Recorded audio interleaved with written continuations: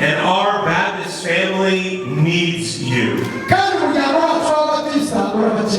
Your community needs you. The nations around you need you. Going into the nations and making disciples.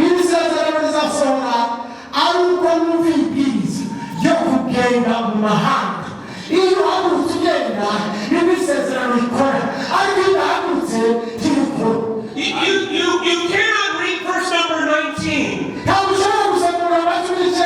where Jesus says, go into all the disciples and make nations. Go into all the nations and make disciples. And say, no, that doesn't apply to me. It never changes.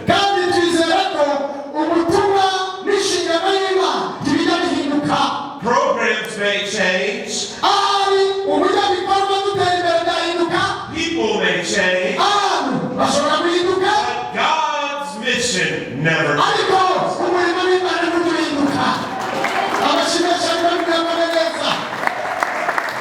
Jesus said in Matthew chapter 28. Read for us, would you? Matthew chapter 28. 18 through 20.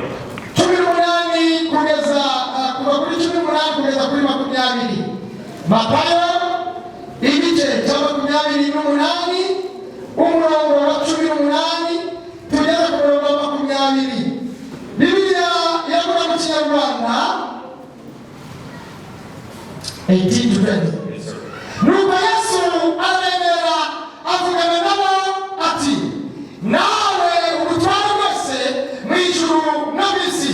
Umurongo wa 19. Nuko mugende muhindure abantu mu mahanga yose abigishwa mubabatiza mu izina rya Data wa twese n'Umwana n'Umwuka Wera, mubigisha kwitondera ibyo nababwiye byose, kandi dore ndi kumwe namwe iminsi yose kugeza ku mperuka y'isi.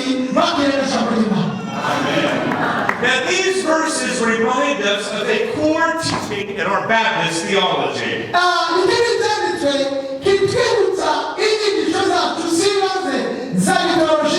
Every Baptist is a missionary. We are called to share our faith in our home, in our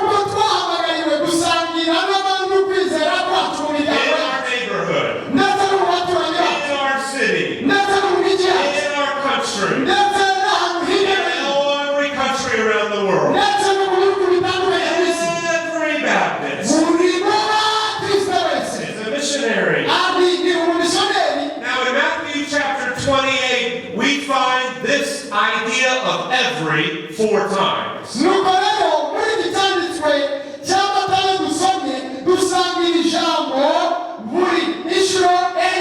All authority is in Jesus. This gives us the rights and the power. All authority in heaven and on earth is in Jesus.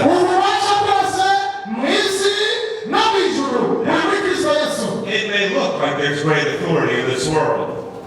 It may look like there is authority in this world. But all authority is in Jesus. It says all nations. This is the scope of our responsibility. God's unchanging mission is to all the people of the world.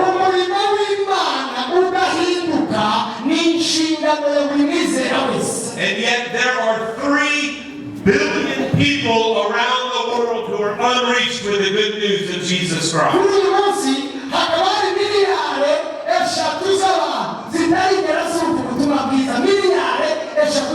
And we are to teach them all that Jesus commanded.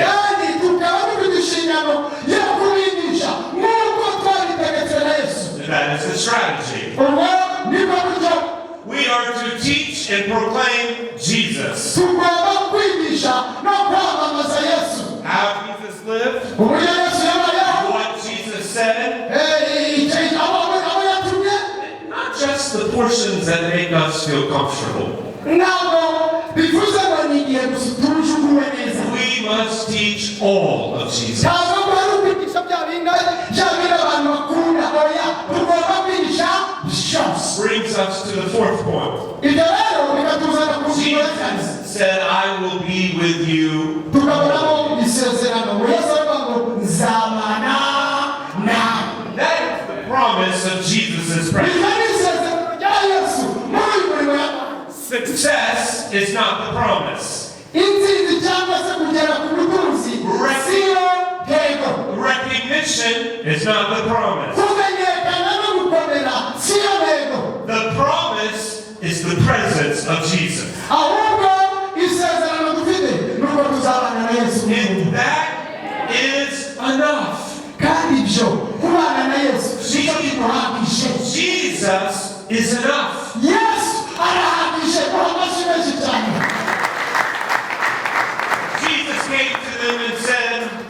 Jesus came to them and said, Yesu araza aravuga ngo all authority in heaven and on earth has been given to me. agira ngo ibubasha n'ubutware bwose mu isi no mu ijuru nabuhawe. We are called to be centered around Jesus. rero twebwe duhamagarirwa kwegera Yesu wahawe ububasha. All authority is in Jesus. kubera ko ubutware bwose buri muri Yesu. The Father has sent the Son. Imana data yohereje umwana. The Son has sent the Spirit. umwana yohereza umwuka. And now the Holy Spirit none umwuka wera nawe is sending you. arimo arakohereza. amashyi y'umwuka cyane. And over the last 10 years, your worldwide Baptist family has grown 29%. muri iyi myaka icumi ishize umuryango w'ababatista warakuze kugeza kuri 28%. Praise, utera imbere mu mirimo. praise the Lord. gushimira Imana You belong to a growing Baptist family. bishatse kuvuga iki? rero ababatista muri hano muri mu muryango urimo gukura ujya imbere. But this is different region by region. ariko rero ibi ngibi biterwa n'agace akarere runaka. In the last 10 years, mu myaka icumi ishize the Baptist family in Europe umuryango w'ababatista mu Burayi has decreased 2%. 2%. waramanutse usubira hasi 2%. ni kenshi. In North America, naho muri Amerika y'Amajyaruguru it has decreased 5%. uwo umuryango w'ababatista wamanutseho 5%. We need your prayers. dukeneye amasengesho yanyu y'Afurika. But in the last 10 years, mu myaka icumi the Baptist family in Asia umuryango w'ababatista muri Aziya has grown 26%. warakuze 26%. In Latin America, ariko muri Amerika y'Amajyepfo Amerika Latine grown 27%. warakuze 22%. And in Africa, ariko muri Afurika it has grown 102%. warakuze 102%.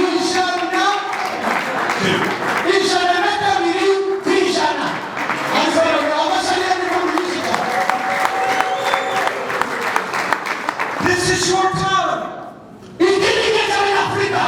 The Holy Spirit is moving through you. umwuka w'Imana arimo araza abasanga abakoresha. So don't lose sight of Jesus by the things in this world. ntibwigere mutakaza amahirwe kuba ibintu by'isi. Focus on the mission of Jesus. nimutumbire nyiri murimo ari Yesu. Because all authority kubera ko ubutware bwose is in Jesus. bwahawe Yesu. Now, the Gospel of Matthew uba ubutumwa bwa Yesu bwanditswe na Matayo tells us that there are 5 categories over which Jesus has authority. butwereka muri ubu butumwa bwa Matayo butwereka ingingo 5 z'ubushobozi bwa Yesu. Jesus has authority over nature. Yesu afite ubutware ku byaremwe. Now, Mama Kayla, Mama Teresa, you shared a great testimony. Mama Kale watanze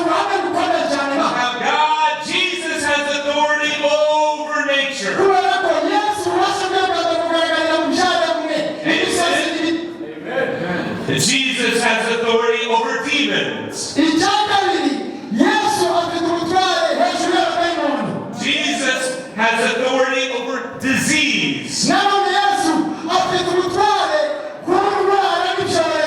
Jesus has authority over death. And Jesus has authority over sin. All of those realities can look like they have authority today.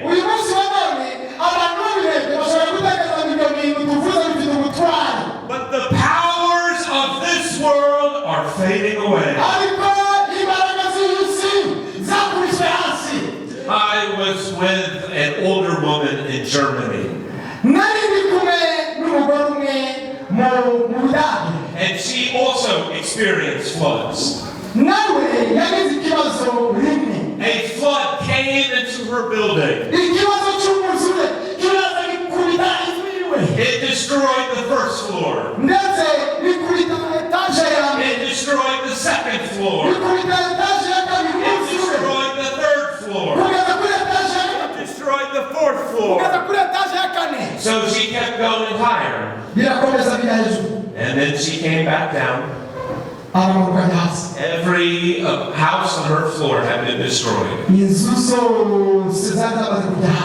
she opened her door. And no water had entered her door.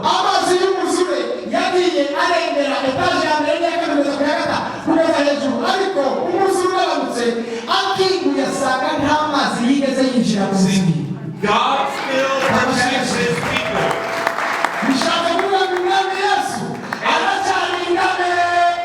And she said, but here's why God protected me. So that I could share Jesus with my neighbors. You know, the sin in our lives can feel like it has authority. Until you find forgiveness in Jesus. Amen.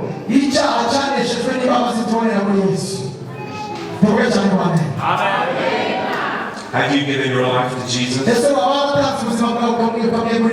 If you've never given your life to Jesus and found forgiveness, please come and talk to the pastors. Because we want you to find forgiveness in Jesus Christ. There are things in this world that look like they have power. Global pandemics, changing environments, floods and droughts, other religions, militaries, governments. All of these have some authority. But their authority is limited by time.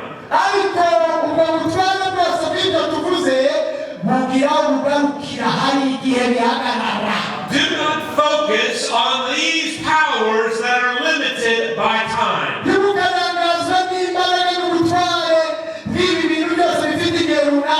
There is no power, no authority, no situation, no experience, no problem you will face, no doubt that will come your way that can overcome Jesus Christ. He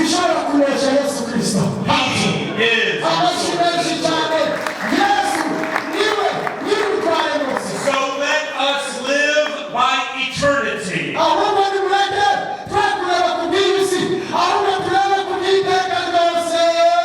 Therefore, go and make disciples of all nations. Now, here is the phrase in the Greek. Panta ta ethne. It is used 4 times in the Gospel of Matthew.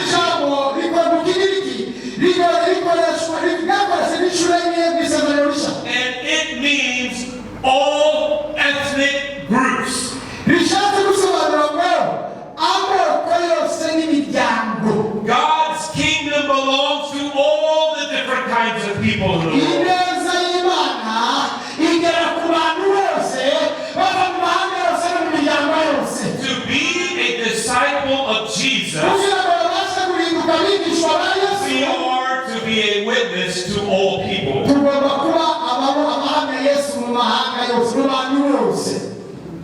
Now here's what some people do. Some people want to take the promises in the Bible and apply it to their life.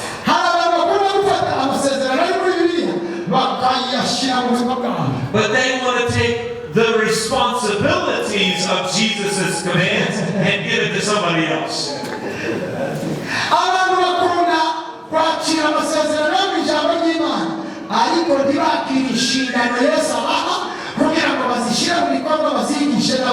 Let me give you this one example. In Matthew 11:28, Jesus says, "Come to me and I will give you rest."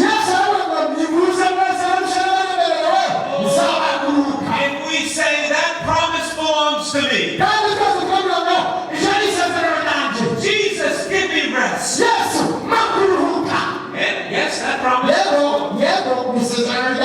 But then we get to Matthew 28. And Jesus says, "Go and make disciples of all nations."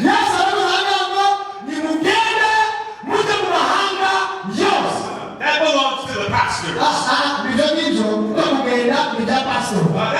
That belongs to the evangelist. But there are no qualifiers in this verse. We cannot take the promises of Jesus without taking the responsibilities of Jesus. And Matthew 28 says that every person is to be a witness to all the nations.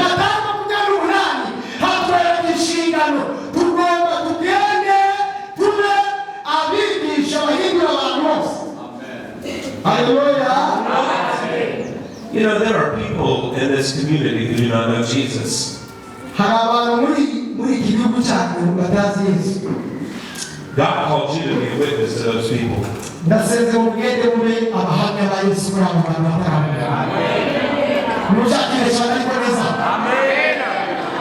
Hey, students,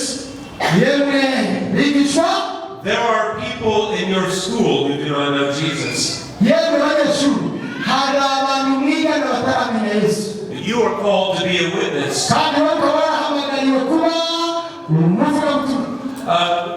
There are people in your jobs who do not know Jesus.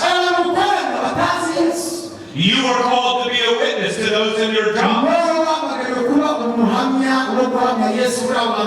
And what a strategic location this city is. You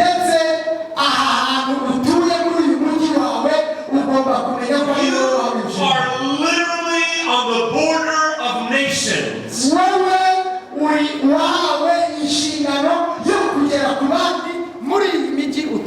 We were just in Kigali. What a wonderful city. But you have to drive a long way to get to another nation.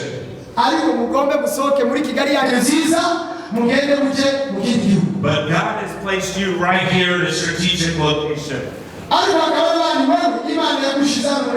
You can literally go to other nations from right here to be a witness for Jesus Christ.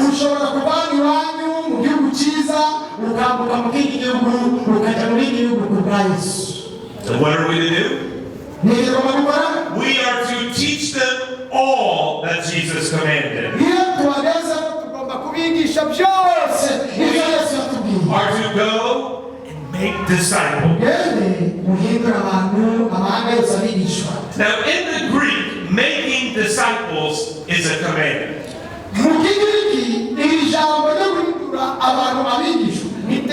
We are to make disciples.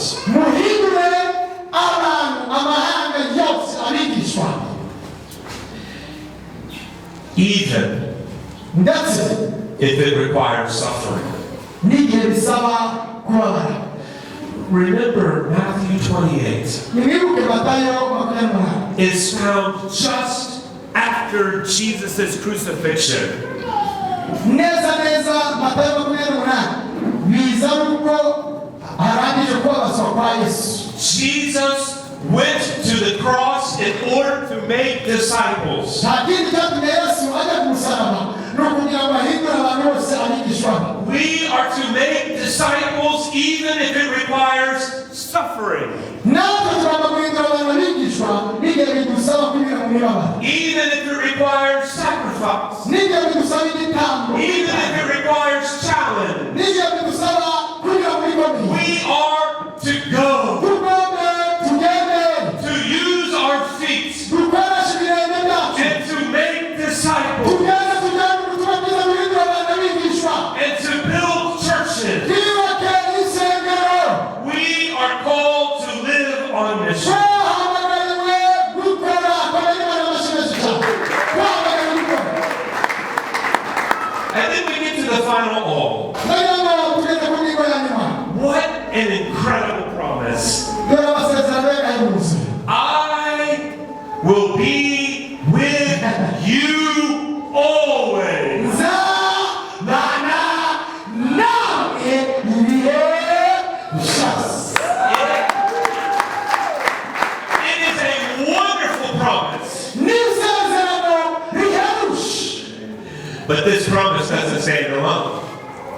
This promise does not stand by itself. ariko isezerano ntabwo rigenda ryonyine, ntabwo rihagarara ryonyine, ntiryihagije.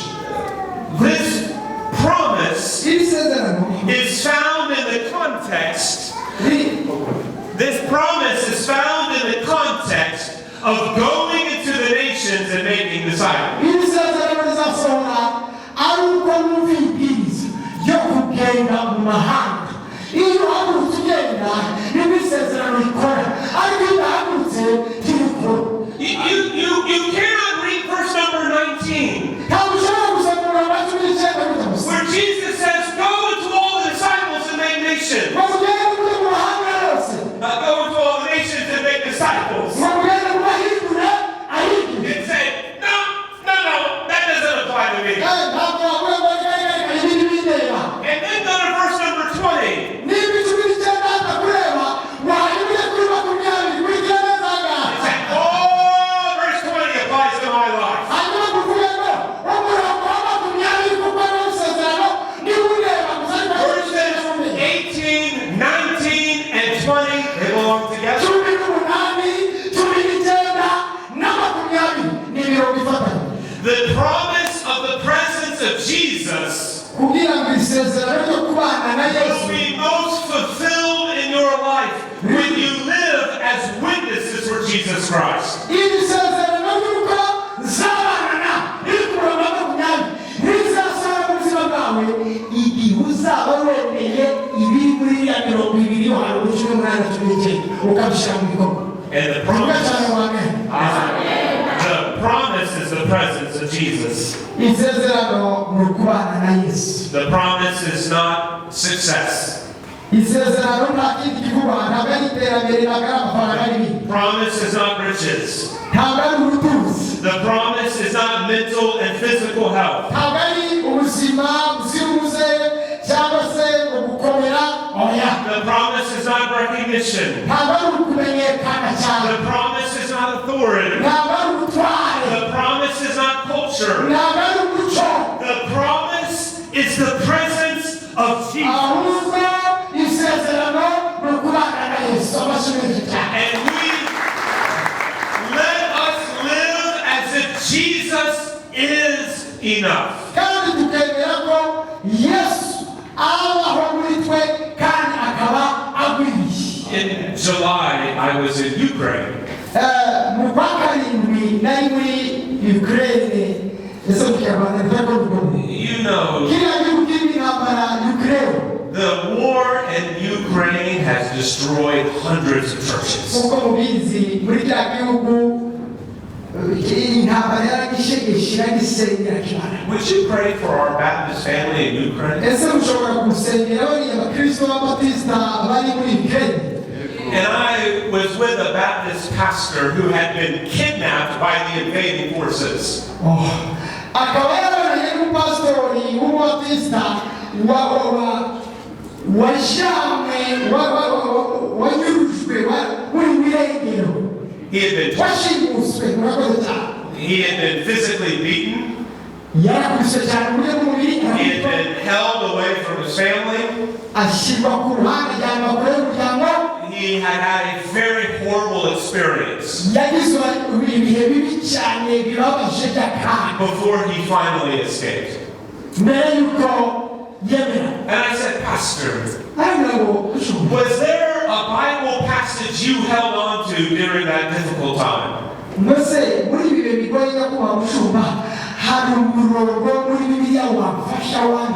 He said, yes. I held on to Matthew chapter 28 and verse number 20. And I knew that even if I suffered, Jesus would be with me as long as I remained his witness. Several years ago, I went to Somalia. Who was in a church that was in hiding. When this pastor was a young child, he had a vision of Jesus.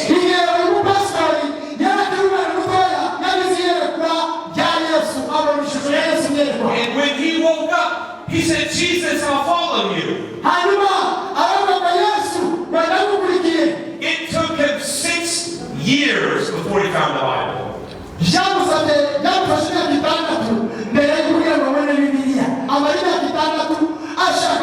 And he began to study that Bible in his bedroom. But his family found him studying that Bible. And the authorities put him in prison. And there, as a 15-year-old teenager, they began to torture him.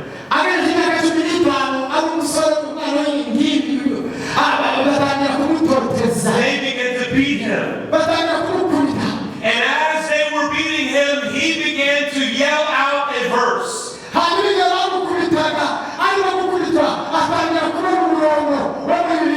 Jesus, you will always be with me.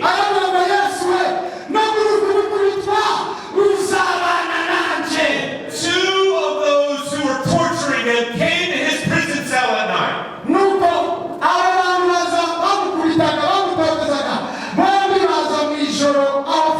And they gave their life to Jesus Christ. Amen. They gave their life to Jesus Christ. All authority is in Jesus.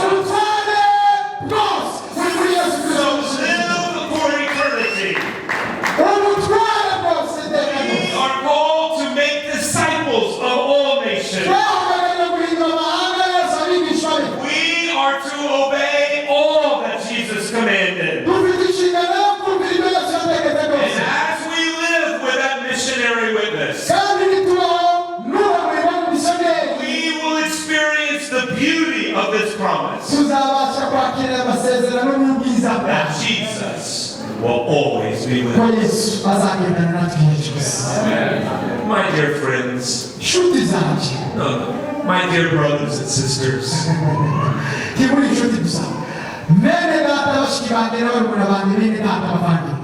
I love you.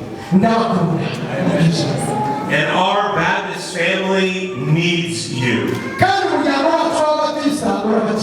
Your community needs you. The nations around you need you. I believe in you. Your Baptist family believes in you. And more importantly, the Holy Spirit believes in you. So will you rise up and live